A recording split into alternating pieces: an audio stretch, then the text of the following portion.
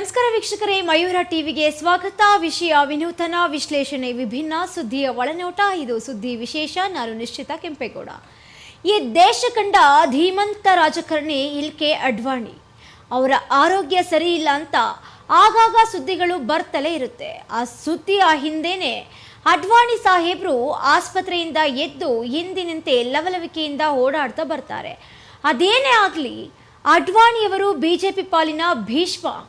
ಈ ದೇಶ ಕಂಡ ಕಠಿಣ ರಾಜಕಾರಣಿ ಅಂದರೆ ತಪ್ಪಾಗಲ್ಲ. ಆ ಭೀಷ್ಮನೇ ರಾಜಕೀಯ ವೈಯಕ್ತಿಕ ಬದುಕಿನ ಬಗ್ಗೆ ಒಂದಷ್ಟು ಮಾತನಾಡೋಣ ಬನ್ನಿ. ಭಾರತ ಕಂಡ ಧೀಮಂತ ರಾಜಕೀಯ ನಾಯಕರಲ್ಲಿ ಎಲ್.ಕೆ. ಅಡ್ವಾಣಿ ಅಗ್ರಸ್ಥಾನದಲ್ಲಿದ್ದಾರೆ. ಭಾರತದ ರಾಜಕಾರಣಿಗಳ ಪೈಕಿ ಸದಾ ಜನ ಸ್ಮರಿಸುವ ನಾಯಕರಲ್ಲಿ ಎಲ್.ಕೆ. ಅಡ್ವಾಣಿಯವರು ಕೂಡ ಒಬ್ಬರು. ಇವರು ಸುಮಾರು 3 ದಶಕಗಳ ಕಾಲ ರಾಜಕೀಯ ರಂಗದಲ್ಲಿ ಸಕ್ರಿಯವಾಗಿದ್ದವರು. ಬಿಜೆಪಿ ಪಕ್ಷದ ಹುಟ್ಟಿಗೆ ಕಾರಣ ಆದವರಲ್ಲಿ ಎಲ್.ಕೆ. ಅಡ್ವಾಣಿ ಕೂಡ ಒಬ್ಬರು. ಇವರು ದೇಶದ ರಾಜಕೀಯ ಶಕ್ತಿಯಾಗಿ ಬೆಳೆದವರು. ಅಟಲ್ ಬಿಹಾರಿ ವಾಜಪೇಯಿ ಆಡಳಿತ ಅವಧಿಯಲ್ಲಿ ಉಪ ಪ್ರಧಾನಿಯಾಗಿ ಸೇವೆಯನ್ನು ಕೂಡ ಸಲ್ಲಿಸಿದ್ರು. ಇವರನ್ನ ಬಿಜೆಪಿಯ ಭೀಷ್ಮ ಅಂತ ಕೂಡ ಕರೀತಾರೆ. ಎಲ್.ಕೆ. ಅಡ್ವಾಣಿಯವರ ಪೂರ್ಣ ಹೆಸರು ಲಾಲ್ ಕೃಷ್ಣ ಅಡ್ವಾಣಿ. ಇವರು ನವೆಂಬರ್ 8, 1927ರಲ್ಲಿ ಸ್ವಾತಂತ್ರ್ಯ ಪೂರ್ವ ಭಾರತದ ಸಿಂಧ್ ಪ್ರಾಂತ್ಯದ ಗೋರೆಗಾಂವ್ನಲ್ಲಿ ಶ್ರೀ ಕಿಶನ್ ಚಂದ್ ಅಡ್ವಾಣಿ ಹಾಗೂ ಜ್ಞಾನದೇವಿ ದಂಪತಿಗಳಿಗೆ ಜನಿಸಿದರು. ಅಡ್ವಾಣಿಯವರು ಕರಾಚಿಯ ಸೆಂಟ್ ಪ್ಯಾಟ್ರಿಕ್ ಶಾಲೆಯಲ್ಲಿ ತಮ್ಮ ಹೈಸ್ಕೂಲನ್ನು ಕೂಡ ಮುಗಿಸ್ತಾರೆ. ಇನ್ನು 1936ರಿಂದ 1942ರವರೆಗೆ ಅವರು ಅಲ್ಲಿ ಓದಿದ್ರು. ಇನ್ನು ಅದಾದ ನಂತರ 1947ರಲ್ಲಿ ಕರಾಚಿಯ ರಾಷ್ಟ್ರೀಯ ಸ್ವಯಂ ಸೇವನಾ ಸಂಘದ ಕಾರ್ಯದರ್ಶಿಯಾಗಿ ನೇಮಕಗೊಳ್ಳೋದ್ರ ಮೂಲಕ ಇವರ ಸಮಾಜ ಸೇವಾ ಜೀವನ ಅಲ್ಲಿಂದ ಆರಂಭ ಆಗುತ್ತೆ. 1947ರಿಂದ ಇವರ ಒಂದು ಸಮಾಜ ಸೇವೆ ಏನು ಇದೆ ಅದು ಅಲ್ಲಿಂದ ಆ ಒಂದು 1947ರಿಂದ ಇವರ ಸಮಾಜ ಸೇವೆಯ ಜೀವನ ಅಲ್ಲಿಂದ ಪ್ರಾರಂಭ ಆಗ್ತಾ ಹೋಗುತ್ತೆ. ಅಡ್ವಾಣಿಯವರು ರಾಷ್ಟ್ರೀಯ ಸ್ವಯಂ ಸೇವಕ ಸಂಘ ಅಂದರೆ RSS ಮೂಲಕ ಭಾರತದ ರಾಜಕೀಯ ರಂಗಕ್ಕೆ ಧುಮುಕಿದ್ರು. ಅಂದರೆ ಈಗ ನಾವು ಏನು ಪಾಕಿಸ್ತಾನ ಅಂತ ಹೇಳ್ತೀವಿ ಇವರು ಮೂಲತಃ ಅಂದರೆ ಸ್ವಾತಂತ್ರ್ಯ ಪೂರ್ವದಲ್ಲಿ ಅದು ಇನ್ನೂ ಪಾಕಿಸ್ತಾನ ಅಂತ ಹೇಳಿ ನಾಮಕರಣ ಆಗಿರಲಿಲ್ಲ. ಈಗ ನಾವು ಪಾಕಿಸ್ತಾನ ಅಂತ ಏನು ಕರಿತೀವಿ, ಮೂಲತಃ ಅಡ್ವಾಣಿಯವರು ಅಲ್ಲಿಯವರು. ಇನ್ನು 1947ರಲ್ಲಿ ಅಡ್ವಾಣಿಯವರನ್ನು ಕರಾಚಿ ವಿಭಾಗದ RSS ಕಾರ್ಯದರ್ಶಿಯಾಗಿ ನೇಮಕವನ್ನು ಮಾಡಲಾಗುತ್ತೆ.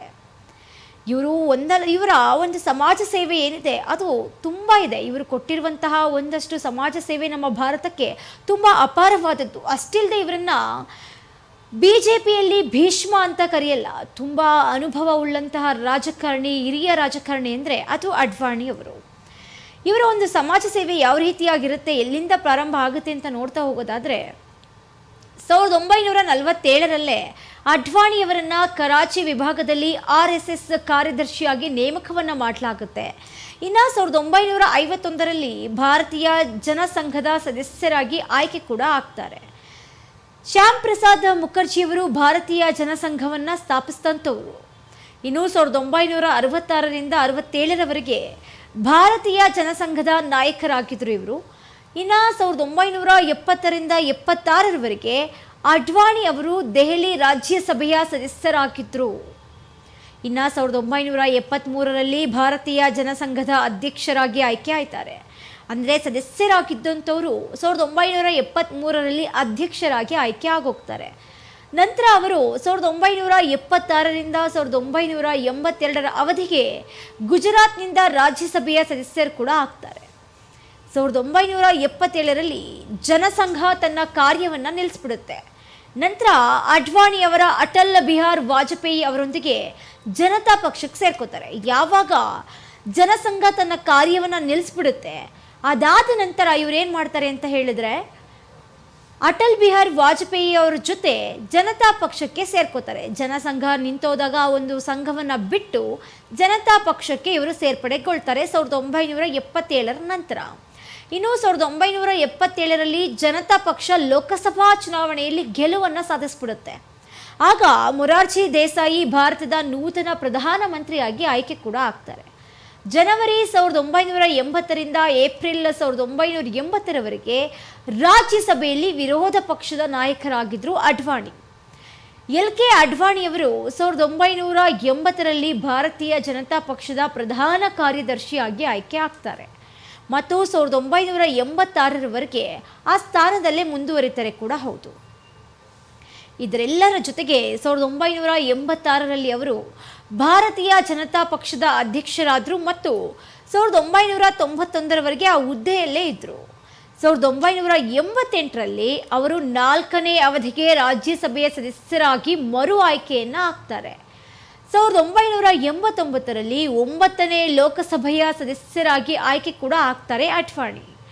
1989ರಿಂದ 1991ರವರೆಗೆ ಲೋಕಸಭೆಯಲ್ಲಿ ಬಿಜೆಪಿ ಸಂಸದೀಯ ಪಕ್ಷದ ನಾಯಕರು ಕೂಡ ಆಗಿದ್ರು ಇವರು. ಇನ್ನು 1990ರಿಂದ 91ರವರೆಗೆ ನೇಮಕಾತಿ ಮತ್ತು ಷರತ್ತುಗಳ ನಿಯಮಗಳು 1955ರ ಪ್ರಕಾರ ಲೋಕಸಭೆಯ ಸೆಕ್ರೆಟೇರಿಯೇಟ್ ಸಮಿತಿಯಲ್ಲಿ ಅಡ್ವಾಣಿ ಅವರು ಪರಿಶೀಲನೆಯ ಅಧ್ಯಕ್ಷರಾಗಿದ್ದರು. 1991ರಲ್ಲಿ 2ನೇ ಅವಧಿಗೆ 10ನೇ ಲೋಕಸಭೆಯ ಸದಸ್ಯರಾಗಿ ಆಯ್ಕೆ ಆದರು. ಅಂದರೆ 1 ಬಾರಿ 2 ಬಾರಿಯಲ್ಲ, 10 ಬಾರಿ ಲೋಕಸಭೆಯ ಸದಸ್ಯರಾಗಿ ಆಯ್ಕೆ ಆಗೋದು ಒಬ್ಬ ವ್ಯಕ್ತಿ ಅಂತ ಹೇಳಿದ್ರೆ ಅದು ಸಾಮಾನ್ಯವಾದಂಥ ವಿಚಾರ ಅಲ್ಲ. ಇದೊಂದು ರೀತಿಯ ಅಸಾಮಾನ್ಯವಾದಂಥ ವಿಚಾರ. ಆ ಒಂದು ವಿಚಾರದಲ್ಲಿ ಅಡ್ವಾಣಿಯವರು 10 ಬಾರಿ ಲೋಕಸಭಾ ಸದಸ್ಯರಾಗಿ ಆಯ್ಕೆಗೊಳ್ತಾರೆ. ಇನ್ನು 1991ರಿಂದ 93ರವರೆಗೆ ವಿರೋಧ ಪಕ್ಷದ ನಾಯಕರು ಕೂಡ ಆಗಿದ್ದರು. 93ರಿಂದ 98ರವರೆಗೆ ಮತ್ತೆ ಬಿಜೆಪಿಯ ಅಧ್ಯಕ್ಷರಾದರು. 98ರಲ್ಲಿ 3ನೇ ಅವಧಿಗೆ 12ನೇ ಲೋಕಸಭೆಯ ಸದಸ್ಯರಾಗಿ ಆಯ್ಕೆ ಆದರು. ಇದ್ರ ಮಧ್ಯೆ ನೋಡ್ಬೋದು ಬಿಜೆಪಿಯ ಅಧ್ಯಕ್ಷರಾಗಿ ಮತ್ತು ವಿರೋಧ ಪಕ್ಷದ ನಾಯಕರಾಗಿ ಮತ್ತೆ ಲೋಕಸಭೆಯ ಸದಸ್ಯರಾಗಿ ಆಯ್ಕೆ ಆಗ್ತಲೇ ಇದ್ದಾರೆ. 10 ಬಾರಿ ಆಯಿತು. ಅನಂತರ ಒಂದಷ್ಟು ದಿನ ವಿರೋಧ ಪಕ್ಷದ ನಾಯಕರಾಗಿ ಕೆಲಸವನ್ನು ನಿರ್ವಹಿಸ್ತಾರೆ, ಮತ್ತಷ್ಟು ದಿನ ಬಿಜೆಪಿ ಪಕ್ಷದ ಅಧ್ಯಕ್ಷರಾಗಿ ಕೆಲಸವನ್ನು ನಿರ್ವಹಿಸ್ತಾರೆ. ಮತ್ತೆ 1998ರಲ್ಲಿ 3ನೇ ಅವಧಿಗೆ 12ನೇ ಲೋಕಸಭೆಯ ಸದಸ್ಯರಾಗಿ ಮತ್ತೆ ಅಡ್ವಾಣಿ ಆಯ್ಕೆ ಆಗ್ತಾರೆ. ಇನ್ನು 98ರಿಂದ 99ರವರೆಗೆ ಕೇಂದ್ರ ಗೃಹ ಖಾತೆ ಸಚಿವರಾಗಿದ್ದರು. ಅಂದರೆ ಇಲ್ಲಿಂದ ಇವರ ಒಂದು ಕೇಂದ್ರ ಸಚಿವರು ಸ್ಥಾನ ಏನಿದೆ ಅದು 98ರಿಂದ ಶುರುವಾಗ್ತಾ ಹೋಗುತ್ತೆ ಇರೋದು. ಹಾಗಾಗಿ 98ರಿಂದ 99ರವರೆಗೆ ಅಂದರೆ 1 ವರ್ಷಗಳ ಕಾಲ ಕೇಂದ್ರ ಗೃಹ ಸಚಿವರಾಗಿ ಕೆಲಸವನ್ನು ನಿರ್ವಹಿಸಿದರು. 99ರಲ್ಲಿ 4ನೇ ಅವಧಿಗೆ 13ನೇ ಲೋಕಸಭೆಯ ಸದಸ್ಯರಾಗಿ ಮತ್ತೆ ಮರು ಆಯ್ಕೆಯನ್ನು ಆಗ್ತಾರೆ.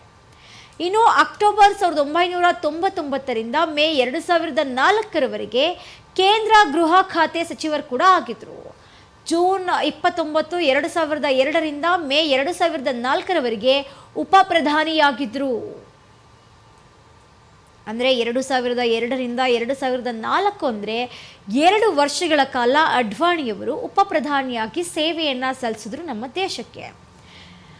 ಜುಲೈ 1 ಮತ್ತು 2002ರಿಂದ ಆಗಸ್ಟ್ 25, 2002ರವರೆಗೆ ಕೇಂದ್ರ ಸಿಬ್ಬಂದಿ ಪಿಂಚಣಿ ಮತ್ತು ಸಾರ್ವಜನಿಕ ಕುಂದುಕೊರತೆಗಳ ಸಚಿವರಾಗಿ ಕಾರ್ಯವನ್ನು ನಿರ್ವಹಿಸ್ತಾರೆ.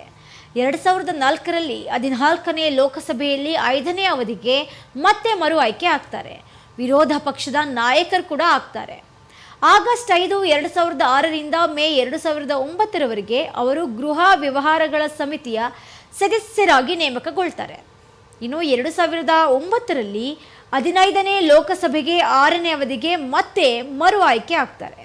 ಮೇ 2009ರಿಂದ ಡಿಸೆಂಬರ್ 2009ರವರೆಗೆ ಲೋಕಸಭೆಯಲ್ಲಿ ವಿರೋಧ ಪಕ್ಷದ ನಾಯಕರು ಕೂಡ ಆಗಿದ್ರು. ಆಗಸ್ಟ್ 4, 2009ರಂದು ಕೆ ಸಂಸತ್ ಭವನದ ಸಂಕೀರ್ಣದ ರಾಷ್ಟ್ರೀಯ ನಾಯಕರು ಮತ್ತು ಸಂಸದರ ಪ್ರತಿಮೆಗಳು ಭಾವಚಿತ್ರಗಳ ಪ್ರತಿಷ್ಠಾಪನೆ ಸಮಿತಿಯ ಸದಸ್ಯರಾಗಿ ಅಡ್ವಾಣಿ ಆಯ್ಕೆಯಾಗಿದ್ದರು. ಆಗಸ್ಟ್ 31, 2009ರಂದು ಗೃಹ ವ್ಯವಹಾರಗಳ ಸಮಿತಿಯ ಸದಸ್ಯರು ಕೂಡ ಆಗಿದ್ದರು. ಇನ್ನು ಡಿಸೆಂಬರ್ 15, 2009ರಂದು ಪಾರಂಪರಿಕ ಗುಣಲಕ್ಷಣಗಳ ನಿರ್ವಹಣೆ ಮತ್ತು ಸಂಸತ್ ಭವನದ ಸಂಕೀರ್ಣದ ಅಭಿವೃದ್ಧಿಯ ಜಂಟಿ ಸಂಸದೀಯ ಸಮಿತಿಯ ಸದಸ್ಯರು ಕೂಡ ಆಗಿರ್ತಾರೆ. ಜೂನ್ 10, 2013ರಂದು ಹೊಂದಿದ್ದ ಎಲ್ಲ ಹುದ್ದೆಗಳಿಗೆ ರಾಜೀನಾಮೆಯನ್ನು ಕೊಡ್ತಾರೆ. ಅಂದರೆ ಇವರೇ ಸ್ವ ಇಚ್ಛೆಯಿಂದ 2013ರಲ್ಲಿ ಇವರು ಯಾವ ಹುದ್ದೆಗಳನ್ನು ಹೊಂದಿದ್ರು ಆ ಎಲ್ಲ ಹುದ್ದೆಗಳಿಗೆ ಒಂದೇ ಬಾರಿಗೆ ರಾಜೀನಾಮೆಯನ್ನು ಕೊಟ್ಟರು. ನಾನಾಜಿ ದೇಶಮುಖ್, ಶ್ಯಾಮ್ ಪ್ರಸಾದ್ ಮುಖರ್ಜಿ, ಅಟಲ್ ಬಿಹಾರ್ ವಾಜಪೇಯಿ ಮತ್ತು ದೀನ್ ದಯಾಳ್ ಉಪಾಧ್ಯಾಯ್ ಅವರು ರಚಿಸಿದಂಥ ಬಿಜೆಪಿ ಇನ್ನು ಮುಂದೆ ನಿಷ್ಪಕ್ಷ ಪಕ್ಷವಾಗಿದೆ ಅಂತ ಅವರು ಕೂಡ ತಮ್ಮ ಕಳವಳವನ್ನು ಕೂಡ ವ್ಯಕ್ತಪಡಿಸ್ಕೊಟ್ಟಿದ್ರು. ಅಂದರೆ ಏನು ಇವರೆಲ್ಲ ಸೇರಿ ಒಂದು ಬಿಜೆಪಿ ಪಕ್ಷವನ್ನು ಕಟ್ಟಿದ್ರು, ಆ ಒಂದು ಪಕ್ಷ ಏನೋ ನಿಷ್ಪಟ ಪಕ್ಷವಾಗ್ತಾ ಇದೆ ಅಂತ ಹೇಳಿ ತಮ್ಮ ಕಳವಳವನ್ನು ವ್ಯಕ್ತಪಡಿಸ್ಕೊಂಡಿದ್ರು. ಏನೋ ಬೇರೆ ರೀತಿಯಾಗಿ ಬದಲಾಗ್ತಾ ಇದೆ ಬಿಜೆಪಿ ಪಕ್ಷ ಅಂತ ತಮ್ಮ ಅಭಿಪ್ರಾಯವನ್ನು ಹೊರಹಾಕಿದ್ರು. ಜೊತೆಗೆ ಅವರಲ್ಲಿದ್ದಂಥ ಎಲ್ಲ ಹುದ್ದೆಗಳಿಗೆ ಒಂದೇ ಬಾರಿಗೆ ರಾಜೀನಾಮೆಯನ್ನು ಕೂಡ ಕೊಟ್ಬಿಟ್ರು. ಇದು ಇಷ್ಟೆಲ್ಲ ಅಡ್ವಾಣಿಯವರ ಸಾಧನೆಗಳು ಒಂದೆರಡು ಬಾರಿಯಲ್ಲ, ಸುಮಾರು ಒಂದು 14-15 ಬಾರಿ ಲೋಕಸಭೆಯ ಸದಸ್ಯರಾಗಿ ಆಯ್ಕೆ ಆಗೋದು ಅಂದರೆ ಅದೇನು ಸಣ್ಣ ಪುಟ್ಟ ವಿಚಾರವೂ ಅಲ್ಲ. ಜೊತೆಗೆ ಅದೊಂದೇ ಅಲ್ಲ, ಹಲವಾರು ಹುದ್ದೆಗಳನ್ನು ನಿಭಾಯಿಸ್ಕೊಂಡು ಬಂದಿದ್ದಾರೆ.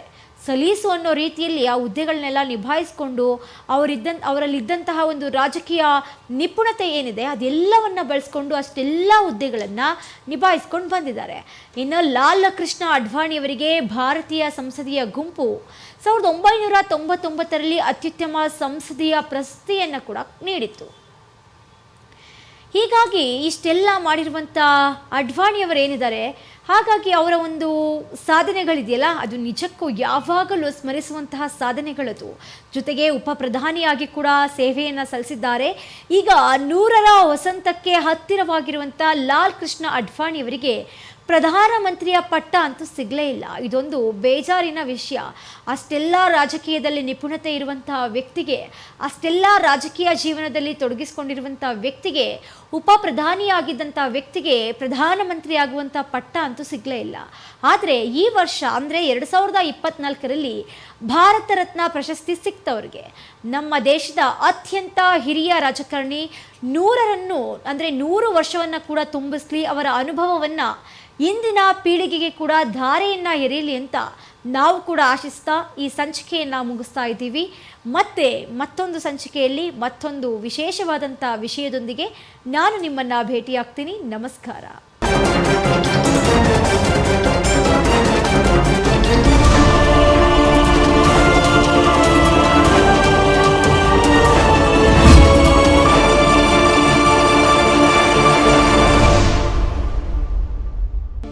ಇದೀಗ ನಿಮ್ಮ ಅಂಗೈಯಲ್ಲಿದೆ ಮಯೂರ ಟಿವಿ ಡಿಜಿಟಲ್ ವಾಹಿನಿ.